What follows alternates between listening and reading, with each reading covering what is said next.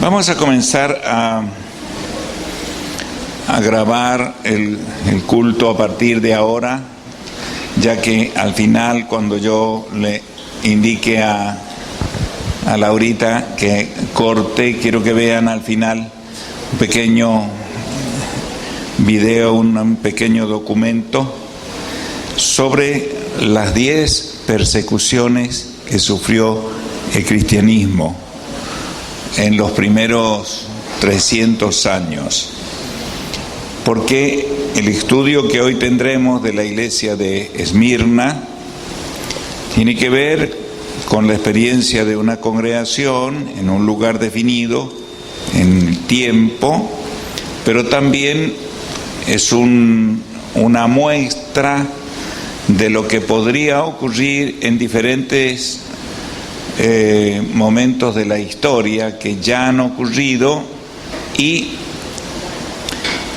que no estamos exentos de que también nos ocurra a nosotros. En lo personal, en lo familiar y hasta en lo congregacional. Así que vamos a estar atentos a esto. Vamos a buscar en la Biblia Apocalipsis capítulo 2. El sábado que viene no vamos a tener culto. En sábado vamos a desplazar 2 cultos el domingo y 2 cultos el domingo a la tarde, porque el sábado tenemos una caravana convocada por Asiera, Asociación de Iglesias Evangélicas en la Argentina, junto con otras instituciones religiosas, entre ellas también la Iglesia Católica, en contra de esta pretensión legislativa de la ley de aborto. Eso será el sábado a las 5 de la tarde. Nosotros adherimos a la caravana en autos, como la otra vez. Así que ustedes se organizan a lo largo de la semana. Yo voy a seguir enviando a través de todos los grupos la información. Inclusive vamos a enviar el circuito que incluye pasar por el frente del hospital sin hacer ningún tipo de manifestación en bocinas, sino pasar en silencio mientras oramos por ese lugar. Tal vez cuando pasemos por la parte de atrás del hospital, lo que se conoce como el hospital de niños, ahí sí poder hacerles notar, porque es el lugar donde se dan algunas cosas vinculadas al aborto. Así que vamos a estar atentos, vamos a estar orando. Si ustedes se quieren sumar en este día a día del proyecto, recuerden orar todo este día. San Juan, entre diputados y senadores, tiene 9 candidatos. Tiene 3 senadores y tiene 6 diputados. Y los 9 se han comprometido a votar en contra de esta legislación. Así que estamos 9-0. No así en otras provincias, así que hay que orar por estas decisiones. Muy bien, Apocalipsis capítulo 2. Desde el versículo 8 hasta el 11. En realidad, esta es una de las iglesias que ocupan en su extensión menos versículos descriptivos. Es una de las 2 iglesias que no tiene una reprensión explícita, un reclamo, una queja de parte del Señor. La imagen de Jesús en el Apocalipsis no tiene nada que ver con la imagen de Jesús encarnado, desarrollando discípulos, predicando el reino y eventualmente muriendo en la cruz. Aún después de la resurrección, teniendo rasgos distintivos, no tiene nada que ver con esto. De todos modos, creo que usted tuvo curiosidad y leyó Apocalipsis 1 del 9 al 20 para ver esa descripción increíble. No es un Jesús manipulador, es la expresión plena de la soberanía de Dios en todos sus atributos. Él convoca a Juan apóstol, que está en la isla de Pasmo, con casi 100 años. La isla de Pasmo está ahí cerca del continente turco, donde están las 7 iglesias hacia el norte de Israel, y lo convoca para recibir una tarea. Siempre es interesante, en la Biblia los ancianos, los mayores, tienen un valor cargado de sabiduría, se lo toma muy en cuenta. Observen Estados Unidos, que está a punto de ver quién va a ser el presidente. Y yo me pregunto, Estados Unidos, con casi 200 y pico millones de habitantes, ¿no tendrá un par de líderes más jóvenes?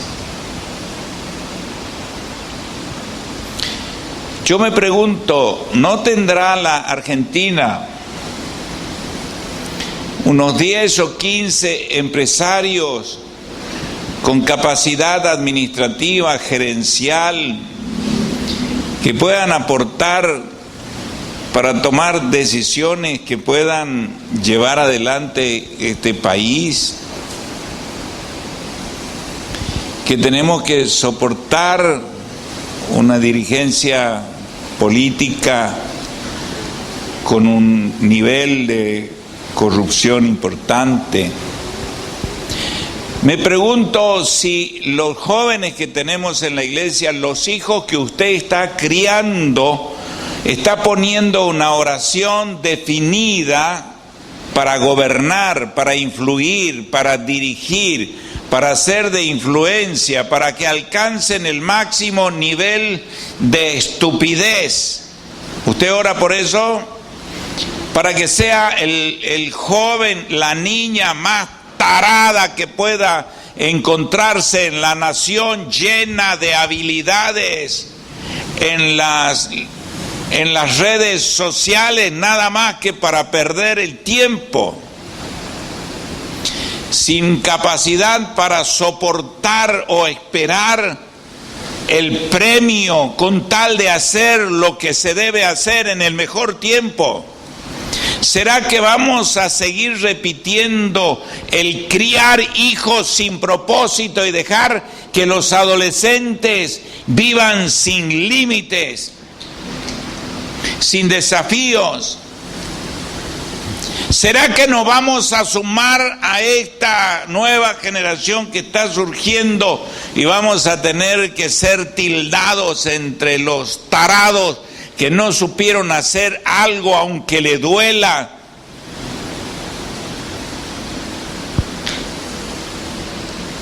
Usted sabe lo que puede y debe orar, usted sabe lo que puede y debe hacer. Un argentino que sale al exterior y entra a caer en manos de una empresa, le ponen límites, le ponen exigencias, le ponen recursos, le ponen objetivos, y el tipo llega a ser el jefe de la empresa. No somos mala materia prima.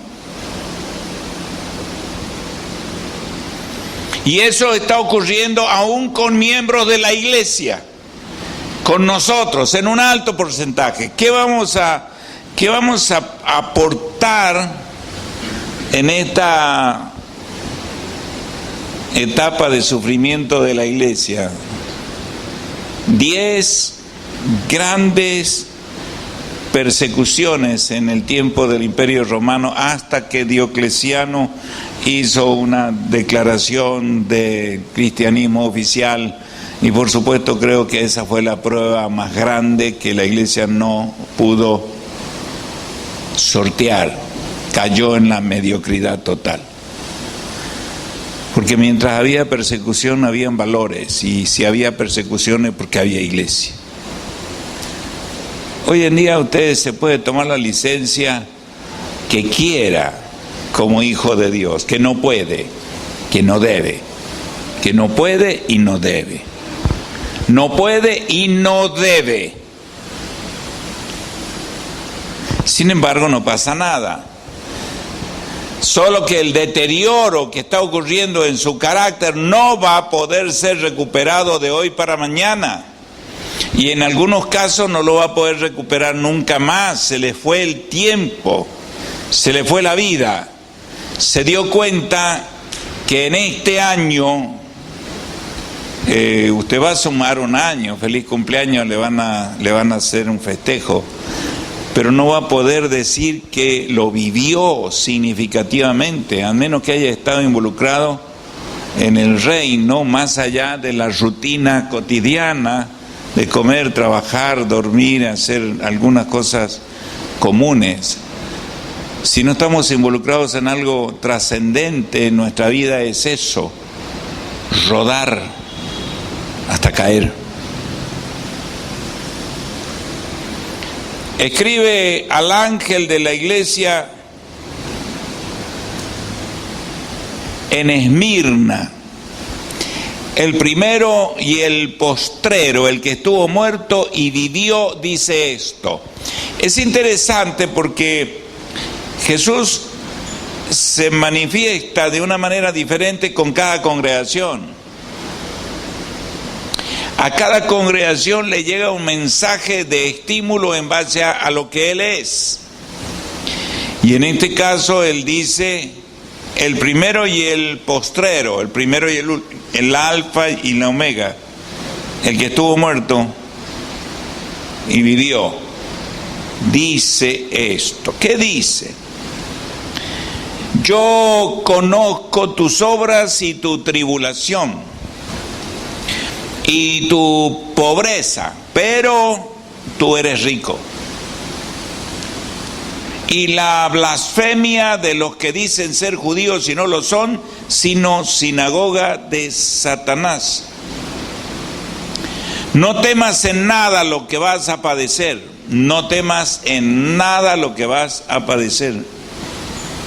He aquí el diablo echará a alguno de vosotros en la cárcel para que seáis probados, y tendréis tribulación por 10 días. Sé fiel hasta la muerte y yo te daré la corona de la vida. El que tiene oído, oiga lo que el Espíritu dice a las iglesias. El que venciere no sufrirá daño de la segunda muerte. No hay reproche, no hay queja.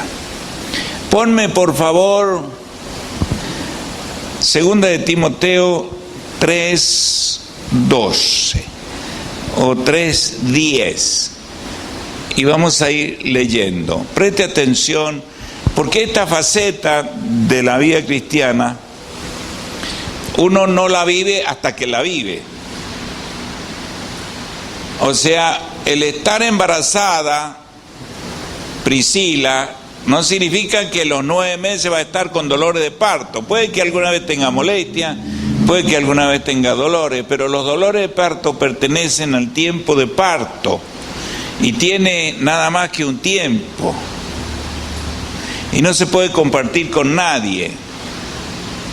Puede haber simpatía informativa, pero es una experiencia que solo la tiene que vivir la madre, y es un dolor de parto, es un dolor de parto. Es porque hay un parto, por eso hay dolor. Mientras no haya parto, no hay dolor. Pero eso no se puede vivir antes que el momento de parto. ¿Qué quiere decir? Que esto que Jesús dijo no se puede preparar hasta no estar metido en el momento, y en el momento uno tiene que confiar en el recurso que es él. Les cuento, después de Esteban, el primer mártir que se registra en la vida cristiana, por supuesto, todos los apóstoles, Pedro, Juan, Pablo, los mataron de una manera grosera. Aún a Juan se dice que lo echaron dentro de una olla de aceite hirviendo. Pero en las persecuciones posteriores a la de Nerón, en Esmirna es una ciudad que está más al norte de Éfeso. Haga de cuenta que está Éfeso acá y yendo hacia el norte está Esmirna, pues está Pérgamo. Es como una especie de círculo, todos están en Turquía. Éfeso tenía unas 220.000 personas. Esmirna, que hoy existe, Éfeso ya no existe. Donde estaba Éfeso ya no hay nada, solo hay algunas ruinas, solo desierto, pajonales y no hay nada, montículos de ciudad enterrada. Pero en Esmirna existe, es la segunda ciudad en importancia de Turquía, Esmir. Allí vivió Policarpo, un cristiano ilustrado, escritor, vehemente, un líder, un obispo, un pastor reconocido en Esmirna. Y vino la persecución y a él lo tomaron preso y le exigían que renunciara a su fe en Cristo o lo mataba. Y él dice que les refirió: por 84 años yo he tenido su fidelidad, cubriendo, proveyendo. Él ha sido fiel a mí por 84 años. Y voy a venir a renunciar a él en este momento. No hagan lo que ustedes quieran conmigo. Y entonces decidieron quemarlo y lo ataron en un palo y pusieron leña y pusieron fuego y paja y encendieron la hoguera. Y dice que comenzó a soplar un viento que desvió las llamas, consumió el material combustible y a Policarpo no lo tocó. Entonces el verdugo, indignado, agarró un hacha y lo mató. ¿Dónde estaba Jesús en ese momento? Y ¿dónde estaba Policarpo? ¿Y dónde estaba Policarpo? En este cuerpo estaba. ¿Dónde está ahora Jesús? Con usted. El que se une al Señor, un espíritu es con Él. Y vivimos en esta casa de barro. Y que eventualmente, si el Espíritu de Dios decide mudarse en el momento en que el verdugo clavó el hacha, en el fondo el dolor puede determinarse, sentirse o no por autoridad de Jesús. Era asombroso ver cómo ardían cristianos en los jardines de Nerón y en algunos casos no habían gritos de dolor.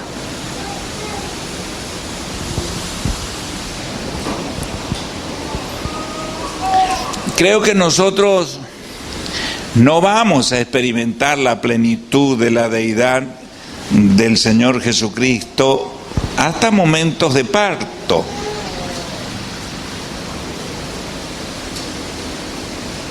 Hay personas que tienen tanto temor a quedar embarazadas por el dolor al parto. Y si uno quiere superar el dolor antes siquiera de casarse o estar embarazado, eso es una tontera, eso se va con el tiempo. A medida que uno va viviendo la experiencia del embarazo, dicen las mujeres, el temor al parto se va sabiendo que vendrá con dolor. Jesús manda una carta a la iglesia de Esmirna que experimentó una persecución para el comienzo del siglo II. Ellos sabían lo que iba a pasar. Ellos sabían con quién contaban. El primero y el último.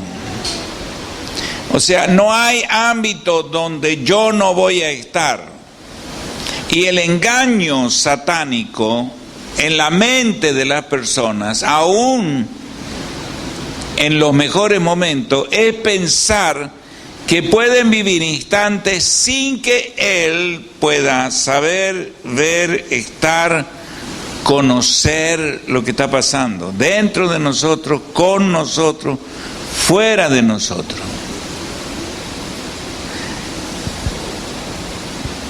Yo conozco tus obras, Él conoce todas las cosas. Esto es tranquilizante para el hombre y la mujer que confía en Jesús. Esto es lo mejor.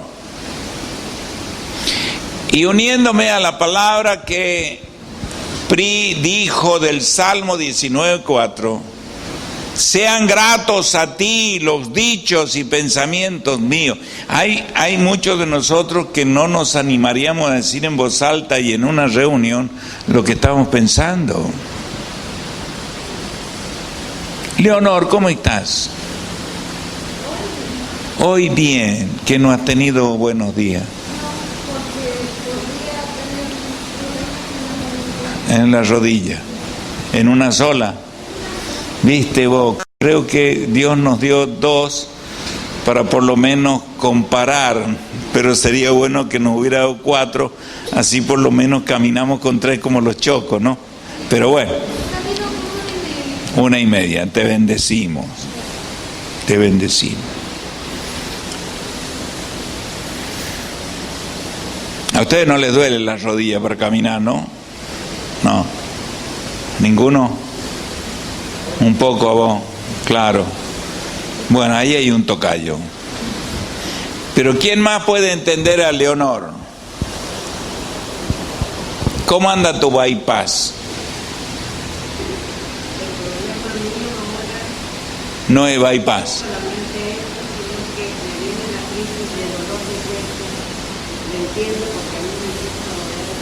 De abajo para arriba.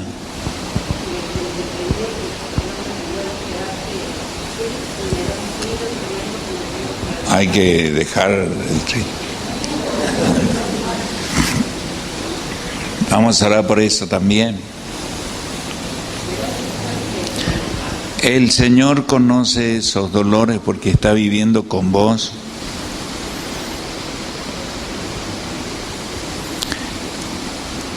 La queja nos separa de Él. E hipotecamos su mejor recurso, Él. Porque Él dice, vengan y compren alivio con dolor. O sea que el dolor es una moneda de compra. Venga y compre al trono de la gracia con temblequeo doloroso, alivio tranquilizante.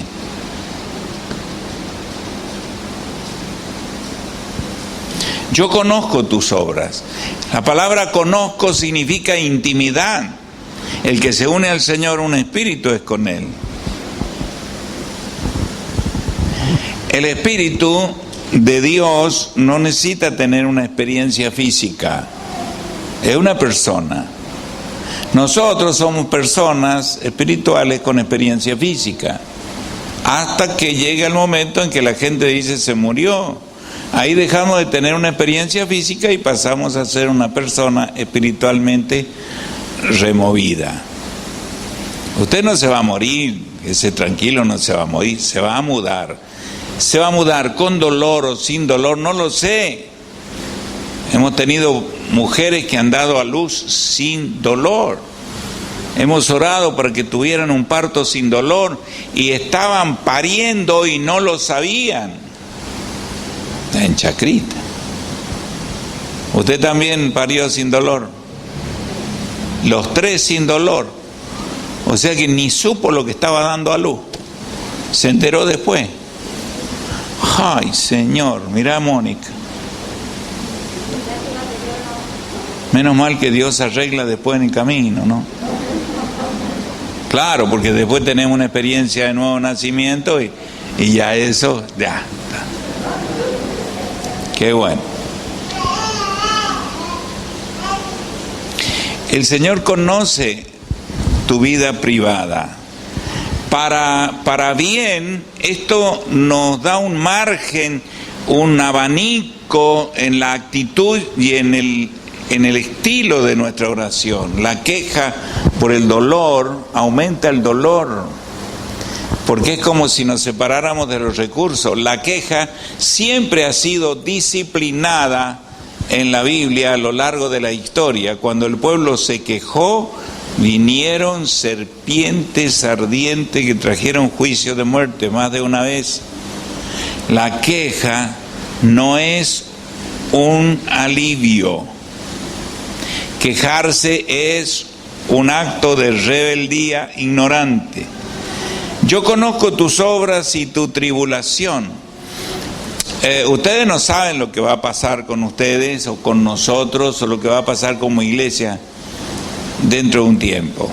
¿Por qué la iglesia de Esmirna sufrió tribulación, persecución? Se registra que en un día mataron a 1500 personas después de el sacrificio o el martirio de Policarpo. Y días después mataron 800 más. Y se cree que la amargura y el dolor del cristiano, en ese tiempo la persecución comenzaba con la quita de herencia. Eran acusados por los judíos de que los cristianos querían levantar un reino en contra de Roma, querían destruir la cultura, tenían dioses a los cuales habría que eliminar. Por eso la persecución era porque los cristianos somos monoteístas y los romanos son politeístas. Ellos tenían todos los dioses necesarios y tenían formas y eran visitables, eran replicables. Pero al Dios de los cristianos no se lo podía replicar, no se lo podía tocar. Había que concebirlo como un espíritu sin manifestación física. Es complicado entender el Dios de los cristianos. La persecución venía porque afectaba, desafiaba con valores la política de Roma. Hoy en día, la política de esta nación está siendo confrontada tibiamente, pero con cada vez más pinceladas de calidad.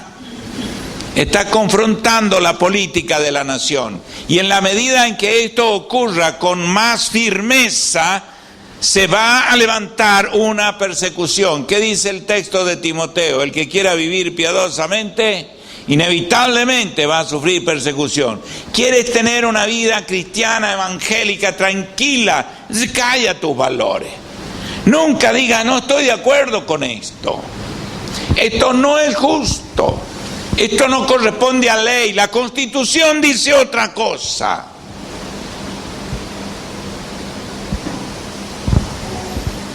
Mi cuerpo dice otra cosa. Y entonces vas a tener inquietud.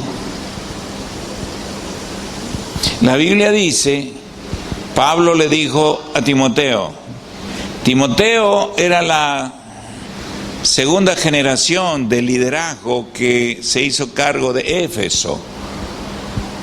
Estaba pastoreando la iglesia de Éfeso que Pablo en su viaje misionero gestó, ganó, levantó, creó. Su testimonio, estuvo 2 años ahí, hizo discípulos de calidad y luego envió a Timoteo, a quien le dijo, entre otras cosas, te has persuadido, nadie te obligó a abrazar el cristianismo con todas sus implicancias. Y le digo lo mismo a ustedes, nadie los obligó. Usted aceptó voluntariamente y todas las consecuencias de eso van a venir juntas. Y si renuncia al cristianismo, también van a venir las consecuencias. El tema es que cuando esas cosas vengan, a usted se le han arrugado, se le han echado a perder los recursos. Es como ir cayendo y no tener con qué enganchar. Toda decisión tiene causa y efecto.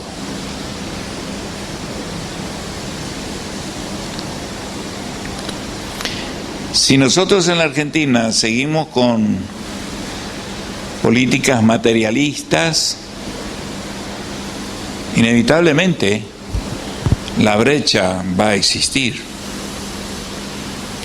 El tema es que en la actualidad, y esto no se lo digo como para que usted se lleve una buena impresión, le digo que en la actualidad el movimiento ideológico mundial tiene un único enemigo y son los evangélicos.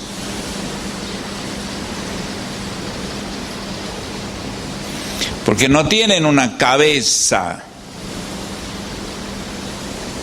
a la cual se la pueda presionar y de ahí para abajo todos se alinean de una u otra manera. Hay una cabeza y no se la puede gobernar, y ese es Cristo Jesús. Y si tú te has persuadido de fidelidad, ninguna persecución, aunque te lleve a la muerte, te va a llevar a renunciar a Él. Por eso hoy en día el único impedimento que encuentra la ideología de género con todas las corrientes parientes que quieren instalarse en Latinoamérica, el único enemigo, la única resistencia del pueblo evangélico es usted y yo, y todos los que como usted y yo creemos lo que la Biblia dice. Se reunieron allí en Colombia y sacaron una conclusión y dijeron: con las otras expresiones religiosas las podemos manejar, todos tienen cabezas, manejamos las cabezas, comprometemos a las cabezas, y los demás, los seguidores de a pie, le siguen, y si la cabeza dijo, ya está. Pero los únicos que nos están creando problemas son los evangélicos. Ellos no tienen cabeza, tienen horizontalidad de expresión.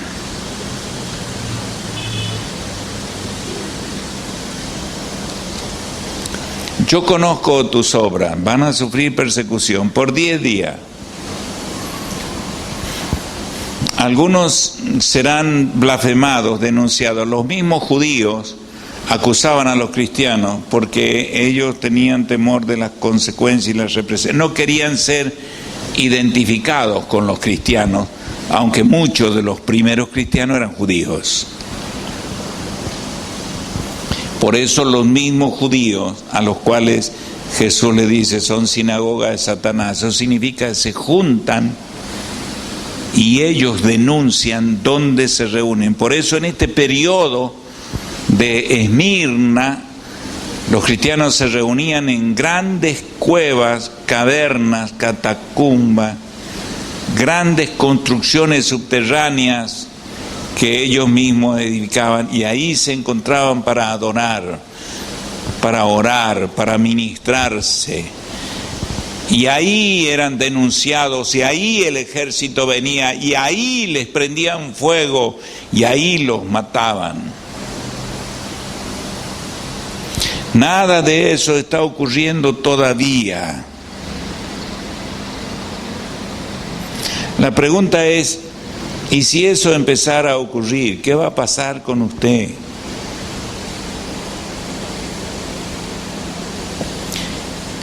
¿Qué va a pasar con nuestros hijos? ¿Vamos a renunciar a Cristo por la amenaza contra nuestros hijos, nuestros familiares? Eso se resuelve antes. Por eso en esta serie de mensajes de la iglesia, a la iglesia, para la iglesia, es un anticipo de cosas, porque dice, escribe, le dice el Señor, escribe, le dice a Juan, las cosas que ves, las cosas que van a ocurrir, que vienen después, y envíala a las 7 iglesias. Y la última cosa que quiero mencionar de la iglesia de Esmirna, cuyo nombre podría ser Mirra. El que tiene oído, oiga lo que el Espíritu dice a las iglesias. Quiere decir que si usted está abierto al Espíritu de Dios, usted está recibiendo mensaje. Pero si usted no tiene conciencia y temor de Dios al Espíritu en usted, usted no va a recibir mensaje. Pero eso no quiere decir que la persecución no le va a llegar. La segunda cosa en el versículo 11 final, el que venciere no sufrirá daño de la segunda muerte. Jesús está hablando con toda naturalidad en relación a la resurrección.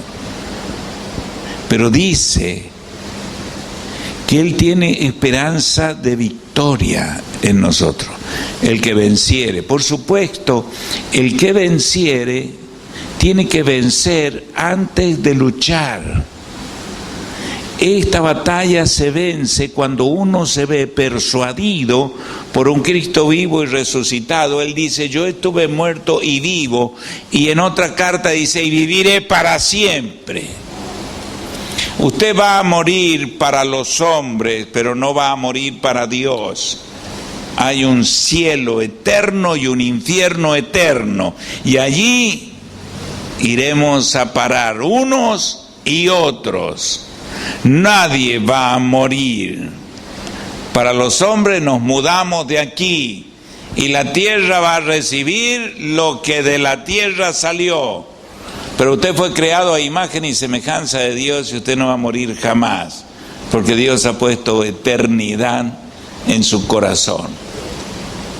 Por lo tanto, esta carta es un tipo, porque hay muchos cristianos en diferentes lugares del mundo, algunos en Latinoamérica, están sufriendo persecución y muerte, y le incendian las capillas y mueren quemados de hoy para enseguida. Entonces, pastor, el texto está diciendo que los hermanos de Esmirna luchaban contra la muerte, porque si esa fue el resultado. Los hermanos de Esmirna dice que eran pobres porque los acusaban los judíos ante sus mismos familiares, y vos eras desheredado y te echaban, te quitaban el trabajo, la posesión, y eran pobres. Eran empobrecidos porque eran calumniados, y las autoridades políticas los echaban de su cargo aunque tenían planta permanente. O sea, a pesar de llevar muchos años empleados en el gobierno, por el hecho de ser cristianos los echaban y te empobrecías. Y lamentablemente dice y son pobres, aunque son ricos. O sea que la pobreza, según los hombres, como en la Argentina tenemos 50 y pico % de pobreza, según las mediciones que estas instituciones hacen, puede que entre ese 55% haya mucha gente rica, de la cual Jesús está hablando. Amén. Tomamos 5 minutos del videíto, hasta donde lleguemos, 5 minutos. ¿Lo tienen? Por favor. Voy a pedir que nos vamos con el texto de Mateo 5:44, por favor. Nos ponemos de pie. Si usted es sorprendido por algo y no está preparado, seguramente es más difícil de soportar. Pero si usted sabe que eso va a venir, es como si se prepara. El cerebro tiene un lugar para la fe. Una persona que tiene fe, que practica fe, que cree, que manifiesta fe, que ora en fe, se puede registrar en tomografías en su cerebro. Y se ha comprobado que es como tener un medicamento parecido a la endorfina. Amor.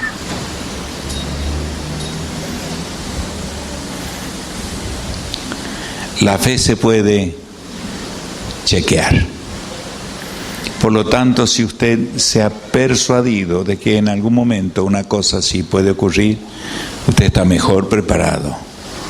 Porque la fe es algo que anticipa los hechos. Amén.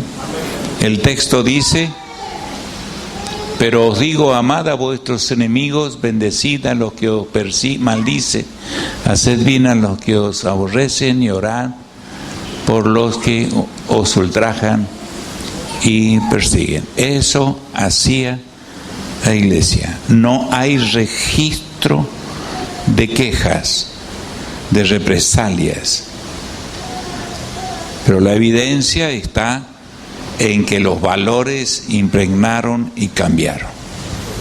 Señor, levantamos nuestras manos y te damos gracias por la fidelidad, el compromiso, la perseverancia de aquellos nuestros hermanos mayores que en tiempos tan difíciles jamás abandonaron la fe, que mientras más duro se ponía, más se notaba, más distintiva era la manifestación de la fe, más notable el contraste.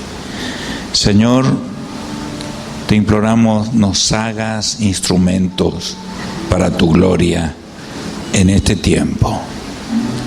Amén. Dios les bendiga. Tengan una semana de comunión con el Espíritu. Amén.